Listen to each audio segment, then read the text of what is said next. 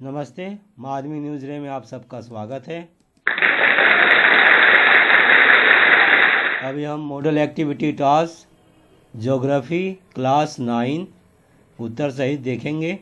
पहला और दूसरा दोनों का उत्तर इसी में देखेंगे, पहला पेपर दूसरा पेपर का हिंदी में। तो चलिए देखते हैं ज्योग्राफी क्लास 9 का मॉडल एक्टिविटी टास्क। पहला प्रश्न 4 है, सौर जगत के सभी ग्रहों में केवल पृथ्वी ही जीवों का आवास स्थल है, इस कथन की सत्यता की पुष्टि कीजिए। दूसरा प्रश्न है, चित्र समेत दिन रात के छोटे बड़े होने की घटना का वर्णन करें।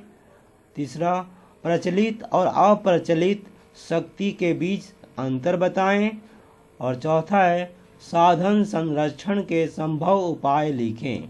चलिए एक एक करके उत्तर देखते हैं। पहला, सौर जगत के सभी ग्रहों में केवल पृथ्वी ही जीवों का आवास स्थल है, दूसरे किसी ग्रह पर जीवों का आवास नहीं है। इसके पीछे 4 कारण हैं। पहला, सूर्य से पृथ्वी के कक्ष की सटीक दूरी, एकदम सटीक दूरी। दूसरा है जल। तीसरा ऑक्सीजन। और चौथा है वातावरण। अगर जरा भी पृथ्वी की कक्ष की दूरी कम होती तो यह जीवों के बर्दाश्त के बाहर की बात होती, और अधिक दूरी होती, थोड़ा सा भी अधिक, तो ठंडा जीवों के बर्दाश्त के बाहर की बात होती। क्योंकि जब कम दूरी होता, तापमान ज़्यादा होता ना, बर्दाश्त नहीं कर पाते हम और जल जाते। तो पृथ्वी पर जल और ऑक्सीजन न होता तो जीवन असंभव था, और जल और ऑक्सीजन नहीं होता तो हम रह कैसे सकते थे। तो वातावरण तापमान को नियंत्रित रखता है, और वातावरण जो है तापमान को नियंत्रित रखता है। तो ये सब कारण है जिसके कारण पृथ्वी पर ही जीवों का आवास है। आगे बढ़ते हैं हम। दूसरा प्रश्न, चित्र समेत दिन रात के छोटे बड़े होने की घटना का वर्णन करें। देखते हैं। दिन रात के छोटे बड़े होने की घटना के पीछे 3 कारण हैं। पहला, पृथ्वी का अपने अक्ष पर 23.1/2 डिग्री अर्थात 23.5 डिग्री झुका होना। दूसरा, पृथ्वी की वार्षिक गति। और तीसरा है सूर्य का गोलार्ध पर चमकना। 23.5 डिग्री झुकी पृथ्वी जब दैनिक गति करते हुए वार्षिक गति को अपने कक्ष से अंजाम देती है, तो इसके फलस्वरूप सूर्य जब पृथ्वी के विषुवत रेखा पर चमकता है तो दिन रात बराबर होते हैं, न छोटा न बड़ा। लेकिन जैसे जैसे उत्तरी गोलार्ध की ओर बढ़ता है सूर्य, तो दिन बड़ा और रात छोटी होती जाती है। इसके विपरीत जब सूर्य दक्षिण गोलार्ध की ओर चमकता है तो रात बड़ी और दिन छोटा होता है। ये उत्तर पूरा हुआ। आगे तीसरा, प्रचलित और अप्रचलित शक्ति के बीच अंतर बताएं। प्रचलित और अप्रचलित शक्ति के बीच अंतर। विषय मात्रा। प्रचलित शक्ति, इस शक्ति का स्रोत सीमित है, जैसे कोयला, पेट्रोलियम, प्राकृतिक गैस। अप्रचलित शक्ति, इस शक्ति का स्रोत असीमित है, जैसे सौर ऊर्जा, ज्वारीय ऊर्जा, वायु ऊर्जा। अच्छा, अब उपयोग का समय। प्रचलित शक्ति, इसका उपयोग लंबे समय से होता आ रहा है। अप्रचलित शक्ति, इसका उपयोग अभी हाल ही के वर्षों में शुरू हुआ है। आगे उपयोग का समय, इसका उपयोग लंबे समय से होता आ रहा है, ये तो हमने कह दिया। अगला तीसरा, प्रकार, यह ऊर्जा का गैर नवीकरणीय नॉन रिन्यूएबल स्रोत है। यह ऊर्जा का नवीकरणीय रिन्यूएबल स्रोत है। सामान्य उपयोग, इसका उपयोग आमतौर पर उद्योग में होता है। इसका उपयोग आमतौर पर घरेलू काम के लिए होता है। उत्तर पूरा हुआ। अगला है साधन संरक्षण के संभव उपाय लिखिए। साधन संरक्षण के संभव उपाय है 5 है। इसमें से पहला, बिजली का बचाव। काम न आने पर पंखा, बल्ब, फ्रिज आदि बिजली से चलने वाले यंत्रों को बंद कर देना। दूसरा, जल का संरक्षण। सभी घरेलू कार्यों के लिए कम से कम ज़रूरत के हिसाब से जल का इस्तेमाल करना, व्यर्थ में जल बर्बाद न करना। तीसरा, मिट्टी का संरक्षण। मिट्टी में अधिक रासायनिक खाद और कीटनाशक का उपयोग न करना। चौथा, भोजन का संरक्षण। उतना ही पकाना जितने की ज़रूरत हो और कभी बच जाए तो अन्य जीवों को खिला देना। 5, वन का संरक्षण। कम से कम लकड़ी के सामान का उपयोग करना, अधिक से अधिक धातु के सामान का प्रयोग करना ताकि वन कटे ना।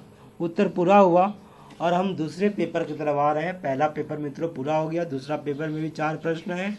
पहला प्रश्न करेंगे हम, आप चारों प्रश्न देख लीजिए, मैं वह पढ़ दे रहा हूँ।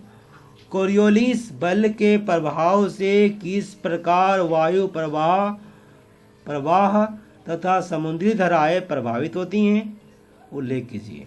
दूसरा है GPS किन किन कार्यों में उपयोग होता है। तीसरा, पृथ्वी अपने अक्ष पर चारों ओर परिभ्रमण नहीं करती तो क्या घटित होता। चौथा, वर्तमान समय में गैर परंपरागत ऊर्जा के साधनों का उपयोग क्रमशः क्यों बढ़ रहा है। चलिए पहला का उत्तर देखते हैं। कोरियोलिस बल के प्रभाव से किस प्रकार वायु प्रवाह तथा समुद्री धाराएं प्रभावित होती हैं, उल्लेख कीजिए। तो वायु प्रभाव तथा समुद्री धाराओं पर कोरियोलिस बल का प्रभाव। ये चित्र आप ध्यान दें। चित्र, ये उत्तरी गोलार्ध, दक्षिणी गोलार्ध। उत्तरी गोलार्ध में वायु एवं धाराएं अपने से दाहिनी ओर मुड़ जाती है, ये दाहिनी ओर मुड़ गई। और दक्षिणी गोलार्ध में वायु धाराएं अपने से बाईं ओर मुड़ जाती है। ठीक है, बाईं तरफ मुड़ गया। आगे हैं अब। पृथ्वी की घूर्णन, रोटेशन अर्थात दैनिक गति के कारण पृथ्वी के हर गतिशील वस्तु पर एक बल कार्य करता है, इसे कोरियोलिस बल कहते हैं। पृथ्वी की पृथ्वाकार आकृति के कारण यह बल ध्रुवों पर अधिक एवं भूमध्य रेखा पर कम होता है। इसके कारण वायु प्रवाह तथा समुद्री धाराओं की दिशाओं पर प्रभाव पड़ता है। उत्तरी गोलार्ध में हवाएं एवं धाराएं अपने से दाहिनी ओर तथा दक्षिणी गोलार्ध में हवाएं तथा धाराएं अपने से बाईं ओर मुड़ जाती है। उत्तर पूरा हुआ मित्रों। आगे बढ़ते हैं। दूसरा प्रश्न है, GPS किन किन कार्यों में उपयोग होता है। GPS का उपयोग, GPS का पूरा नाम ग्लोबल पोजीशन बोलेंगे, इंग जोड़ देंगे, पोजीशनिंग सिस्टम है। यह एक नेविगेशन सैटेलाइट सिस्टम है जिससे धरती पर किसी वस्तु की स्थिति का पता लगाया जाता है। फिर चाहे कोई ठिकाना हो अर्थात एड्रेस हो, मैप हो या फिर खजाना, इसके द्वारा पता लगाया जाता है। ये हुआ उपयोग। आगे बढ़ते हैं। उत्तर पूरा हुआ। तीसरा प्रश्न की ओर। पृथ्वी अपने अक्ष पर चारों ओर परिभ्रमण नहीं करती तो क्या घटित होता। पृथ्वी अपने अक्ष पर चारों ओर पश्चिम से पूर्व परिभ्रमण अर्थात दैनिक गति या घूर्णन गति नहीं करती या फिर अचानक परिभ्रमण करना रुक जाता तो बड़ा ही रोमांचकारी दृश्य उभर कर सामने आता। होगा यह कि पृथ्वी का परिभ्रमण तो रुक जाएगा, अचानक रुक जाएगा, लेकिन 1100 mph अर्थात 1100 माइल्स पर आवर, एक घंटा में 1100 मील्स जो चक्कर लगाती है की गति से घूमने वाला वायुमंडल तो घूमता ही रहता, क्योंकि पृथ्वी घूम रही है तो उसके साथ वायुमंडल भी घूम रहा है। 1100 माइल्स पर आवर लगभग 1700 किलोमीटर प्रति घंटा की गति से जो घूम रहा है वायुमंडल, वो तो रुकता नहीं ना। जैसे कि हम बस ट्रेन में रहते हैं, अचानक बस रुक जाती है तो हम आगे तरफ चले जाते हैं, ऊपर का हिस्सा मेरा गति में रहता है ना, ठीक उसी तरह। लेकिन 1100 एमपीएच का फुल फॉर्म है माइल्स पर आवर की गति से घूमने वाला वायुमंडल तो घूमता ही रहता, और इसके फलस्वरूप पेड़ पर्वत घर द्वार सबके सब धरती से उखड़ कर वायुमंडल में तैरने लगेंगे। तो सब उखड़ जाएगा ना वायुमंडल के प्रभाव से, उसके दबाव से, और पृथ्वी का जो हिस्सा दिन है वहाँ दिन ही रहेगा, और जो रात है वहाँ रात ही रहेगा।